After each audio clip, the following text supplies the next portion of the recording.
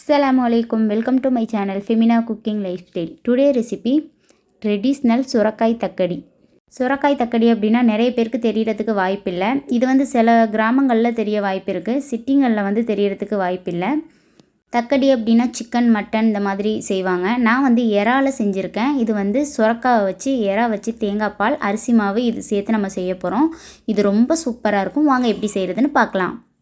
நான் 3 சுரக்காய் எடுத்திருக்கேன், மீடியம் சைஸ் சுரக்காய். அதை வந்து நான் இந்த மாதிரி தோல் சீவிட்டு இந்த மாதிரி நான் கட் பண்ணி எடுத்துக்கிறேன். நம்மளுக்கு விதை வந்து ரொம்ப பிஞ்சாக இருக்குது. இதை நான் என்ன பண்ணுறதுன்னு சொல்கிறேன். இது எல்லாத்தையுமே நான் கட் பண்ணிக்கிறேன். கட் பண்ணி எல்லாத்தையும் ஒன்று சேர்த்து வச்சுக்கோங்க. சுரக்காவோட விதையில் நிறைய ஹெல்த் பெனிஃபிட்ஸ் இருக்குது. இதை வந்து நம்ம தூக்கி போட வேணாம். இதில் ஒரு சட்னி நம்ம ரெடி பண்ணலாம். இன்ஷால்லா இதை ஒரு ஷார்ட்ஸில் நான் சட்னி அப்லோட் பண்ணுறேன். சுரக்காவை நம்ம கட் பண்ணி எடுத்துக்கிடலாம். இந்த மாதிரி நல்லா கட் பண்ணி எடுத்துக்கோங்க. ரொம்ப தின்னாக இல்லாமல் கொஞ்சம் திக்காக கட் பண்ணி எடுத்துக்கோங்க. அப்போ தான் நம்மளுக்கு வெந்தால் கூட நம்ம சாப்பிட்றதுக்கு நல்லாயிருக்கும். இப்போ ஸ்டவ் ஆன் பண்ணிக்கலாம். இப்போ ஒரு பெரிய பாத்திரமாக நம்ம தக்கடி செய்கிறதுக்கு ஒரு பாத்திரம் எடுத்துக்கிடலாம். பாத்திரம் நல்லா ஹீட் ஆனதுக்கப்புறம் சுத்தமான செக்கில் ஆட்ட கடலெண்ணெய் சேர்த்துக்கிறேன். 1 ஸ்பூன் வந்து கடுகு சேர்த்து நல்லா பொரியட்டும். அதுக்கப்புறம் ஒரு 3 வெங்காயம் கட் பண்ணிவிட்டு சேர்த்துக்கிறேன். வெங்காயத்தை ஒரு தாட்டி நல்லா இந்த மாதிரி கிண்டி விட்டுக்கோங்க. வெங்காயம் ரொம்ப வதங்கணும்னு அவசியம் இல்லை. இந்த மாதிரி ஒரு கண்ணாடி பதம் வந்தால் போதும்.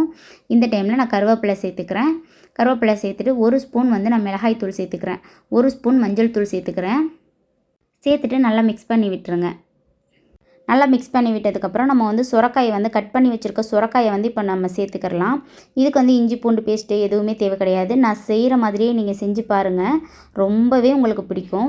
இப்போ சுரக்காயை சேர்த்துட்டு நம்ம தேவையான அளவு உப்பு சேர்த்துக்கிறலாம். ஒரு தாட்டி நல்லா மிக்ஸ் பண்ணி விட்டுட்டு இதை மூடி போட்டு விட்டுறலாம். அது ஒரு 5 மினிட்ஸ் வேகட்டும். ஒரு பாத்திரம் எடுத்துகிட்டு அதில் 3 கிளாஸ் அரிசி மாவு சேர்த்துக்கிறேன். இந்த மாவு வந்து பருமாவுன்னு சொல்லுவோம், ரவை மாதிரி இருக்கும். இடியப்ப மாவு இதுக்கு சேர்க்கக்கூடாது. இடியப்ப மாவு சேர்த்தோம் அப்படின்னா அது ஒரு மாதிரி வலுவலுன்னு இருக்கும், கொலக்கட்டை சாப்பிட்றதுக்கு அவ்வளோவா நல்லா இருக்காது. நீங்கள் இந்த மாதிரி மாவு தான் இதை எடுத்துக்கிறணும். இடியப்ப மாவை சளிச்சு எடுத்தோம் அப்படின்னா அந்த மாதிரி மாவு வரும். அதுக்கப்புறம் வந்து நான் அதில் உப்பு சேர்த்துட்டு ஒரு தாட்டி மிக்ஸ் பண்ணிக்கிறேன். அப்புறம் பாதி மூடி தேங்காவை இந்த மாதிரி 1/4 கிளாஸ் தண்ணி ஊற்றி நல்லா அரைச்சிட்டு அந்த தேங்காவையும் அதில் சேர்த்துட்டு நல்லா கை வச்சு நல்லா பிசைஞ்சு எடுத்துக்கலாம். கொஞ்சம் கொஞ்சமாக தண்ணி சேர்த்துட்டு நல்லா பிசைஞ்சு எடுத்துக்கோங்க. கொலக்கட்டை வந்து உடையாத அளவுக்கு நம்மளுக்கு பிடிச்சா வந்து கொலக்கட்டை கரெக்டாக வரணும். அந்த அளவுக்கு நல்லா பிசைஞ்சு எடுத்துக்கோங்க. நான் நல்லா கொஞ்சம் கொஞ்சமாக பிசைஞ்சிட்டு இந்த மாதிரி ஒரு பதத்துக்கு எடுத்துக்கிட்டேன். உங்களுக்கு பார்த்தா தெரியும்னு நினைக்கிறேன். இந்த மாதிரி இப்போ நம்ம பிடிச்சா கொலக்கட்டை வந்து கரெக்டாக இருக்கணும்.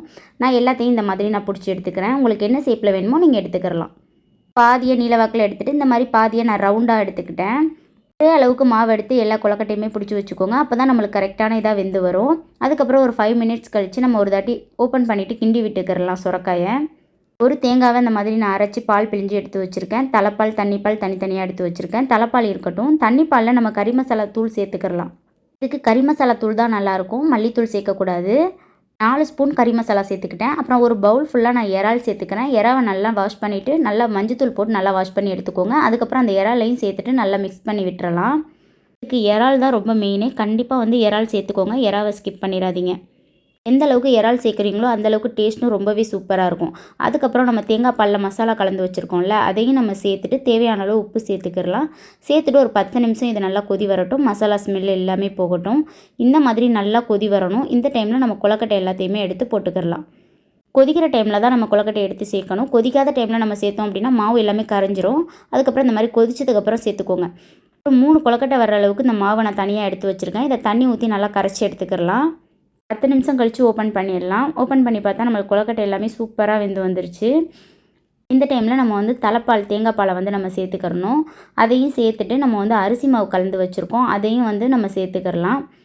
கொலக்கட்டை செய்கிறதுக்கு எடுத்து வச்ச மாவுலேயே வந்து இந்த மாதிரி எடுத்து கலந்து வச்சுக்கோங்க. இதுக்குன்னு தனியாலாம் எடுக்க வேண்டாம். எடுத்துகிட்டு அதை நல்லா மிக்ஸ் பண்ணி விட்டுருங்க. கொலக்கட்டை வந்து உடையாத அளவுக்கு பார்த்து மிக்ஸ் பண்ணிக்கோங்க. தலைப்பால் சேர்த்ததுக்கப்புறம் ஒரு 3 நிமிஷம் இது கொதி வந்தால் போதும். வேறு லெவலாக நம்மளுக்கு ரெடி ஆயிடுச்சு. இதை கண்டிப்பாக ட்ரை பண்ணி பாருங்கள்.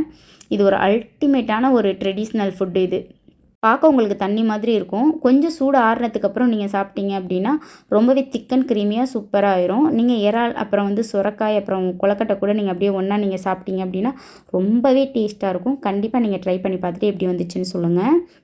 நான் சின்ன வயசாக இருக்கப்போ எங்கள் அம்மா கிட்டே கேட்டு வாங்கி சாப்பிட்ட ரெசிபி தான் இது. இந்த வீடியோ உங்களுக்கு பிடிச்சிருக்குன்னு நினைக்கிறேன். பிடிச்சிருந்தா லைக் பண்ணி ஷேர் பண்ணி மறக்காமல் சப்ஸ்கிரைப் பண்ணுங்கள். உங்கள் ஃப்ரெண்ட்ஸ் அண்ட் ஃபேமிலிக்கும் ஷேர் பண்ணுங்கள். தேங்க்யூ ஸோ மச் ஃபார் வாட்சிங்.